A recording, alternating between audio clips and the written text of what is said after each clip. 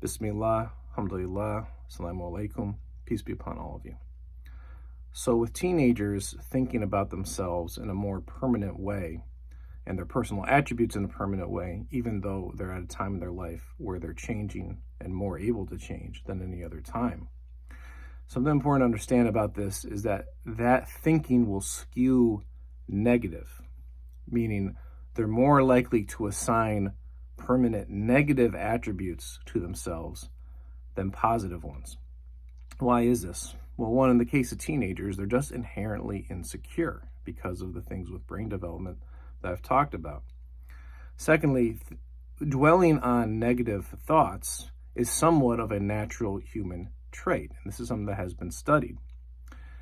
And there's been studies that have shown that the fear of losing money, or like the fear of losing $100, and the pain associated with losing money and losing $100 really is far greater in people than the hope of earning $100 and the joy or excitement that is felt in earning $100 or an equal amount of money. This is known really well in the world of finance and financial institutions. They're able to predict the investing patterns of smaller investors, because small-time investors, they're more likely to be personally, emotionally attached to the wealth that they're investing with. So they're more likely to invest along predictable patterns related to human psychology. And the bigger institutions know that this fear of the negative happening tends to override the investing patterns. And this can be applied to, the same principle can be applied to different areas of human behavior. So with teenagers, negative attributes, things like laziness, things like being unintelligent, things like being unattractive, are all things that they're very susceptible to assign to themselves. And things that cue that to them, they're going to be very sensitive to, and they're going to take it in a hard way.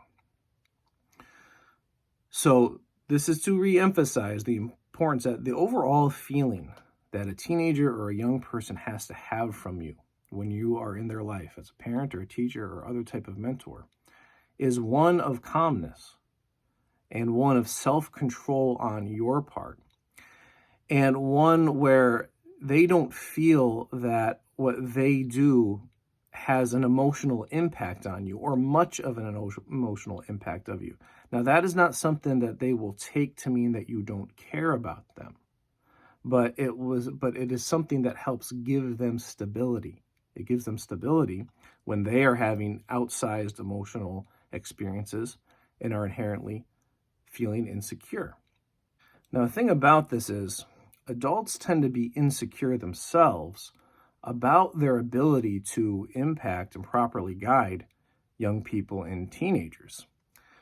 A lot of times with parents, it has to do because when you're raising a teenager, it is your first time doing it for most of your kids, or if it's your second or third, it's only your second or third time doing it. So you might have limited experience around them. The second thing is the different ways that adults and young people are, it tends to trigger annoyance in older people, and it tends to trigger nervousness as well. Now, when that annoyance and that nervousness causes tension in the adult, a lot of times that ends up setting the tone of the relationship and interactions between the older person and young person to be one that is tense. And overall, the adult is experiencing that as something that is like annoying and maybe nervous, causes them nervousness, and maybe causes them sadness. But it's common that the teenager experiences what they're experiencing coming from the adults in the same relationship is anger and condemnation, meaning it being projected to them that there is something permanently bad about them because they tend to think that way.